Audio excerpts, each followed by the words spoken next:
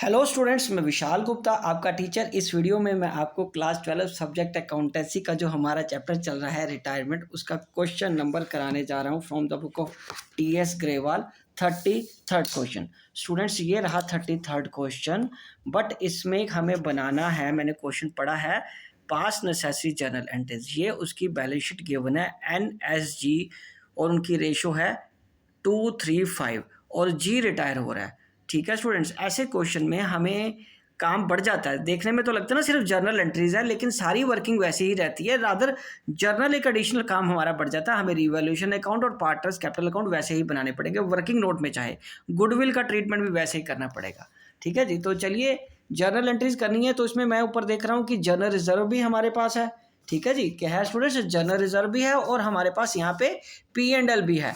तो 3 पार्टनर होने की वजह से हमें थोड़े अकाउंट्स मतलब जर्नल एंट्रीज ज़्यादा बन जाएंगी। तो एक एक करके जर्नल एंट्री बनाएंगे और मैं पूरे मन से 2 पेज का फॉर्मेट बनाऊंगा इस क्वेश्चन में। तो ये क्वेश्चन नंबर है 33। खुला खुला काम करेंगे।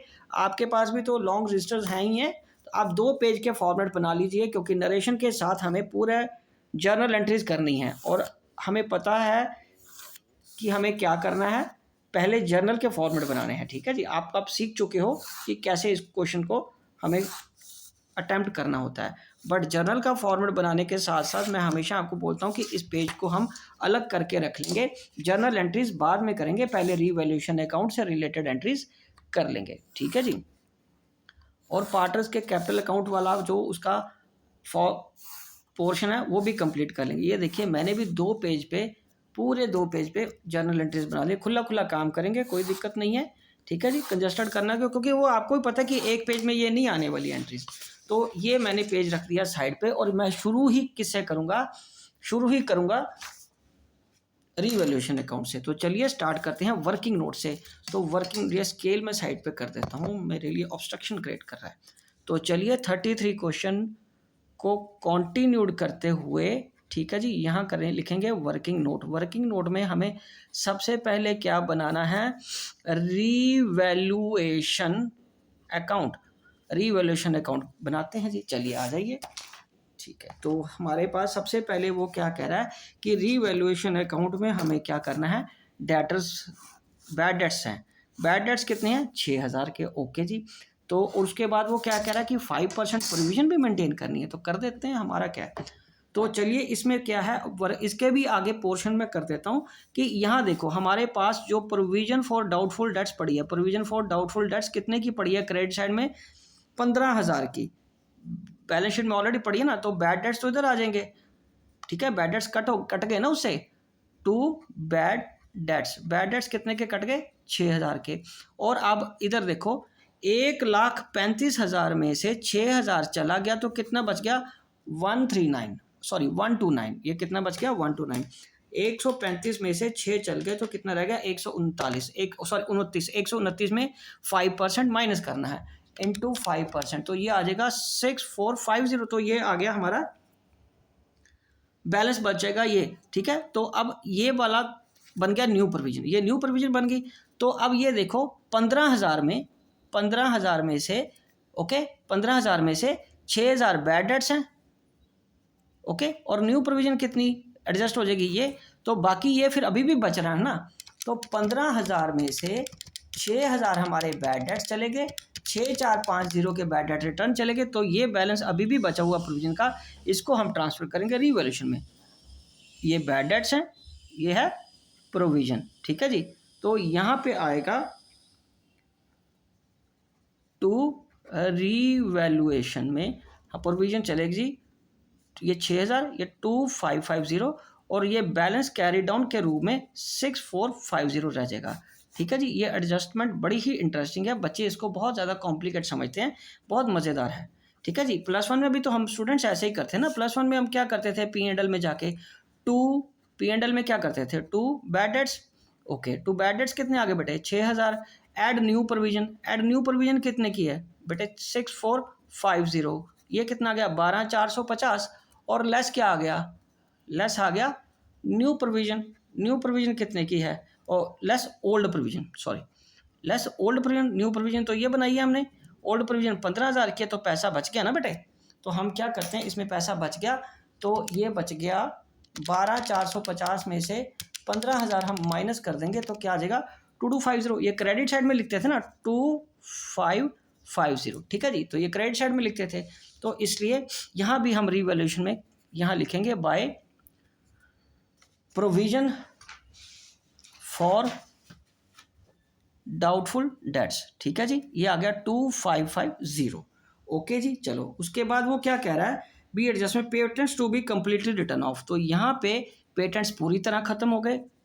टू पेटेंट्स की वैल्यू देखिए कितनी है, 90,000 की। उसके बाद वो क्या कह रहा है, to stock machinery and building to be will be depreciated by 5%। To stock, to उसके बाद क्या है मशीनरी, और क्या बेटे to building.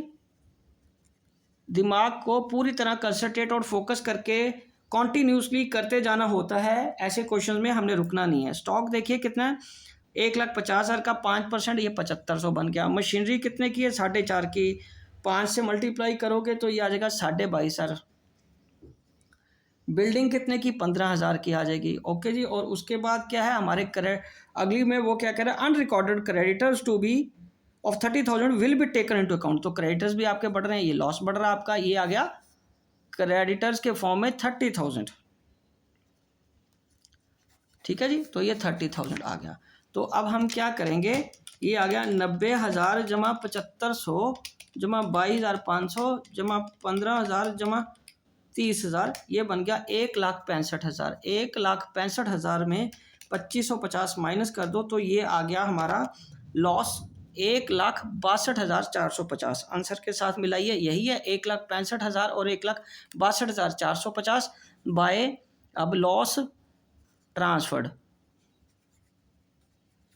To partners capital accounts, और उनके नाम क्या है NSG, और रेशो क्या है 2/10, 3/10 और 5/10। 1,62,450 बटे 10 इंटू 2, 32,490 बटे 2 इंटू 3, 48,735।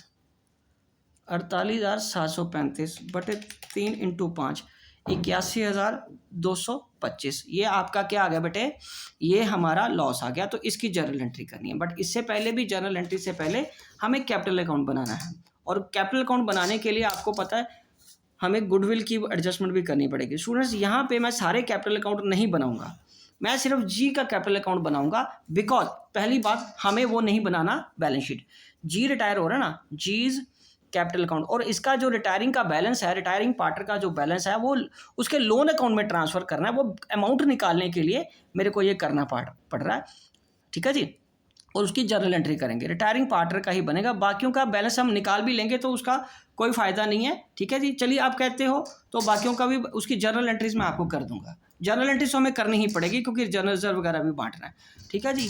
तो बैलेंस नहीं निकालने की जरूरत उसकी, तो यहाँ लिखेंगे by balance brought down. By balance brought down कितना है बेटे, 4.5 लाख का। इसका बैलेंस ब्रॉड डाउन कितना है, 4.5 लाख का। और इधर देखिए इसमें पहले हमें क्या करना है, जर्नल रिजर्व ट्रांसफर करना है। हमें क्या करना है बेटे, जर्नल रिजर्व ट्रांसफर करना है। जर्नल रिजर्व कितने का है, जर्नल रिजर्व है हमारे पास, देखिए कितना 90,000। इसका तो 5/10 है ना, 5/10 है तो वो कितना बन जाएगा 45,000, ठीक है जी। और इधर टू रीवैल्यूएशन का इसका लॉस ट्रांसफर कर दो, वो हमने कैलकुलेट किया है 81,225। ओके जी स्टूडेंट्स, कंसंट्रेट होकर देखते जाइए, ठीक है जी। और उसके बाद P&L जो एसेट साइड में डेबिट बैलेंस का लॉस पड़ा है वो भी इसको ट्रांसफर करना है, और वो कितना 75,000 का हाफ इसको आ जाएगा 37.5। अब गुडविल कैलकुलेट करो इसका हिस्सा। गुडविल ऑफ फर्म कितनी है, गुडविल ऑफ फर्म कितनी है बेटे, बोलिए बेटे 90,000।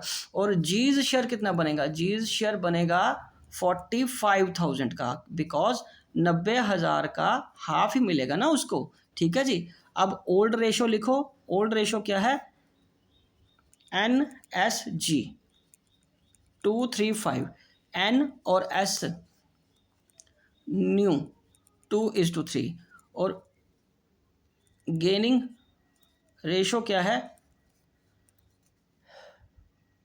New minus old, N = 2/3 2/5 minus 2/10, तो ये आ जाएगा 10, 4 माइनस 2, 2/10, ये इसका गेन आ गया। और एस का क्या है, 3/5 माइनस 3/10, 10, 5 ये 2 या 6 माइनस 3, अगेन 3/10 गेन आ गया। तो 2:3 की गेनिंग रेशियो आ गई। तो गुडविल भी ऐसे ही बटेगी। एन को कितना मिलेगा, एन मतलब कितना उसको सेक्रीफाई गेन करेगा रिटायरिंग पार्टनर के लिए, कितना अमाउंट देगा, 45,000 इंटू 2/5, ये 9 से कट गया और 9 दूनी 18,000 आ गया। और उसके बाद एस है, एस का कितना है, 45,000 इंटू 3/5, ये 9 तिया 27,000 ये आ गया। ठीक है जी, तो 27,000। अब इसको हम कितना यहाँ अमाउंट लिख लेंगे, by N's capital by S's capital, ये गुडविल का हिस्सा आ गया। कितना, 18,000 और 27,000। ओके, तो ये भी आ गया, ये भी आ गया। अब हम क्या करेंगे, इसके लोन में ट्रांसफ़र कर देंगे, टू जीज लोन अकाउंट में ट्रांसफ़र कर देंगे। 4.5 लाख जमा 45,000 जमा 18,000 जमा 27,000, 5,40,000, ये इसका टोटल बन गया 5,40,000, 5,40,000। और उसमें से ये दोनों चीज़ें माइनस कर देंगे, 81,225 और 37,500, ये आ जाएगा 4,21,275। और ये आ गया बैलेंसिंग फिगर, यही आपका आंसर भी है। तो अब ये काम ख़त्म नहीं हुआ, यहाँ से काम स्टार्ट हो रहा है मेन। ये तो सारा अभी हम वर्किंग की है, हमें बनानी है अब जर्नल एंट्रीज। वो याद है ना आपको, हमने 2 पेज रखे थे, यहाँ पे 2 पेज पे फॉर्मेट बनाया था। अब एक एक करके उसकी जर्नल एंट्री पास करते जाते हैं। ये आएगा जर्नल, यहाँ सीरियल नंबर लिख लीजिए, यहाँ डेट लिखना तो डेट लिख लीजिए, डेट गिवन है 1 अप्रैल को ही सब कुछ होगा, नहीं 31 मार्च को ही होगा सारा कुछ। तो ये आ जाएगा 2016 31 मार्च को, सारी एंट्री इसी डेट को होगी। तो यहाँ आ जाएगा particulars, ledger folio, debit rupees, credit rupees. Okay students, अब यहाँ पे क्या आएगा, यहाँ पे सबसे पहले जो जर्नल एंट्री हम मेरे को पास करनी है वो किसकी करनी है, बैंक बैड डेट्स की। ये आ जाएगा bad debts account debited to debtors being bad debts recorded.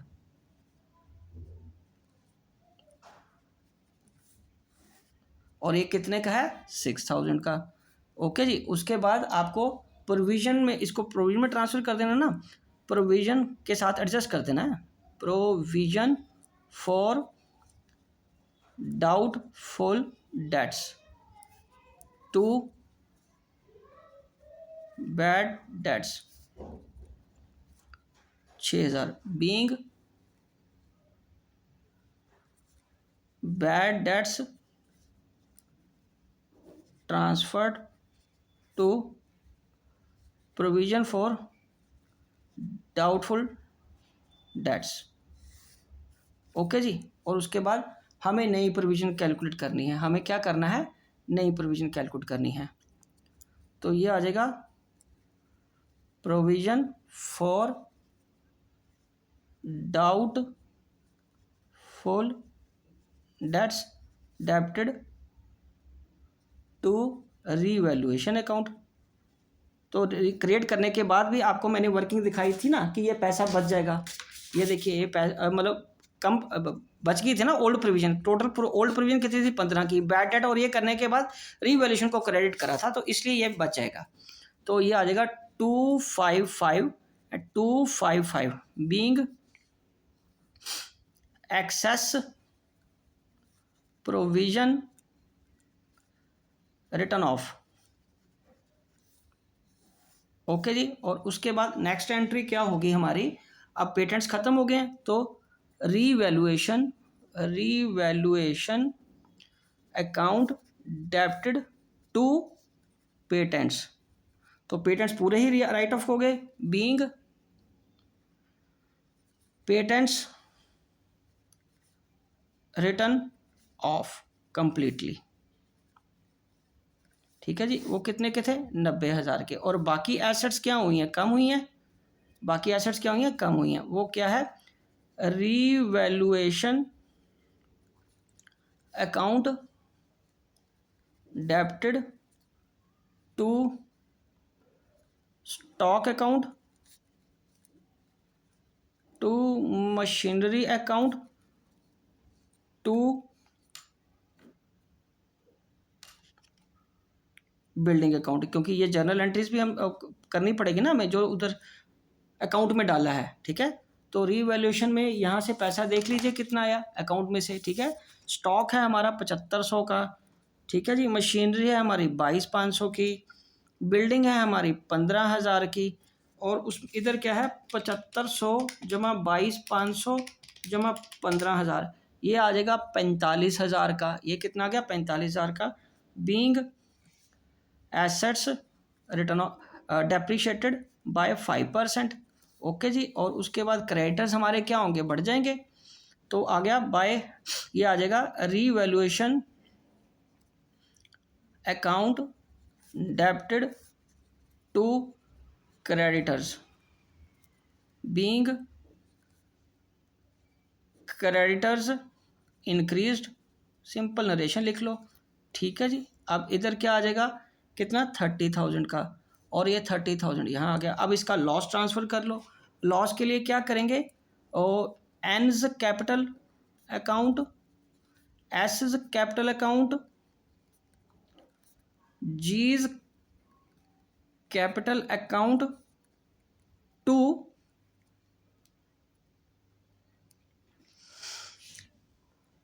Revaluation.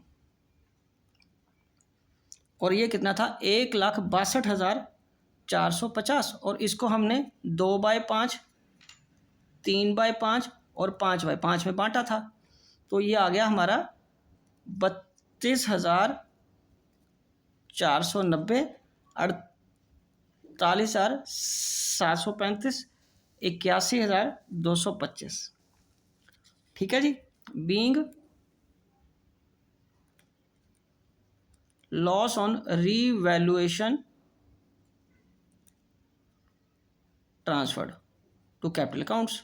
ठीक है, चलिए अब हम अगली एंट्री करेंगे। इसकी अगली एंट्री किससे रिलेटेड है, जनरल रिजर्व ट्रांसफ़र करने से। ओके जी, तो चलिए जनरल रिजर्व भी ट्रांसफ़र कर देते हैं। ये आएगा आगे जर्नल कॉन्टिन्यूड, जर्नल कॉन्टिन्यूड। ठीक है जी, ये डेट आ गया, ये भी पर्टिकुलर आ गया। स्टूडेंट्स ये सारा कुछ क्वेश्चन का ही पार्ट होता है, आपको ये सारा टाइम मैनेज करना आना चाहिए। ये कोई फॉर्मेट बने बनाए नहीं आएंगे हमें पेपर में। ठीक है जी, 2016 है ना ये साल, हाँ 2016 31 मार्च को। तो ये आ जाएगा general reserve debited account debited to A's capital account. ठीक है जी, to S capital account to G's capital account. ठीक है जी, और ये जनरल रिजर्व कितने का आया था, हाँ जी ये जनरल रिजर्व हमारा कितना था स्टूडेंट्स बताइए, टोटल जनरल रिजर्व 90,000 का है। ठीक है जी, एक्चुअली कैपिटल अकाउंट तो नो डाउट इसी का बनाया, पर ट्रांसफ़र तो जर्नल एंट्री तो सभी को करनी पड़ेगी ना, 2/10 से, 3/10 से और 5/10 से। तो 90,000 का ये आ गया आपका 9 दूना 18,000, ये 18,000 और ये 27,000 और ये 45,000 being GR distributed.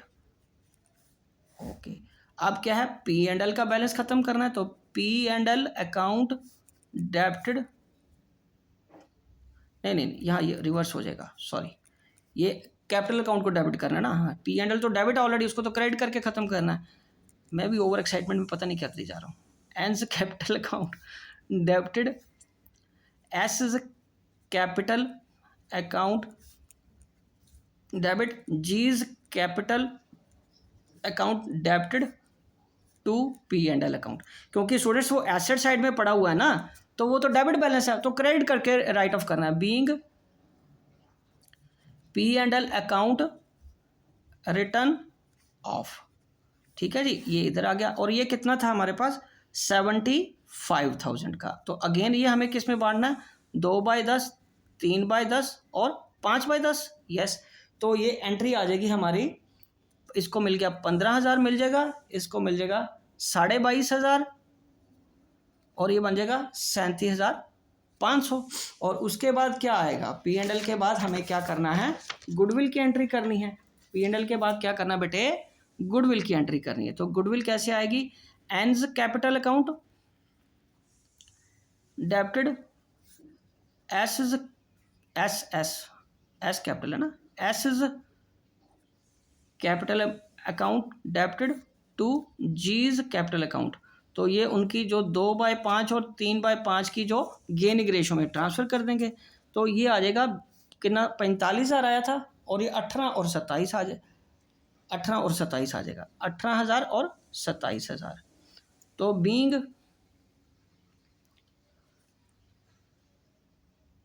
Share of goodwill given to G in gaining ratio on his retirement। Okay जी, तो अब लास्ट एंट्री क्या है, कैपिटल अकाउंट का बैलेंस जो हमने किधर ट्रांसफर करना, उसके लोन अकाउंट में। तो जीज कैपिटल, देखा पूरे 2 पेज लग ही गए, मैंने अंदाजा ही लगाया था।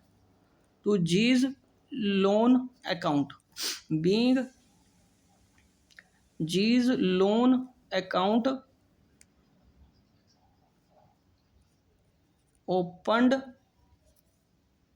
और balance of G's capital account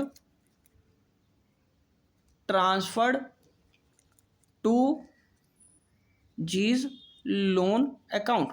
ठीक है जी, तो ये कितना बैलेंस है, 4,21,275, 4,21,275, 4,21,275। ओके स्टूडेंट्स, ये रहा हमारा पूरा आंसर।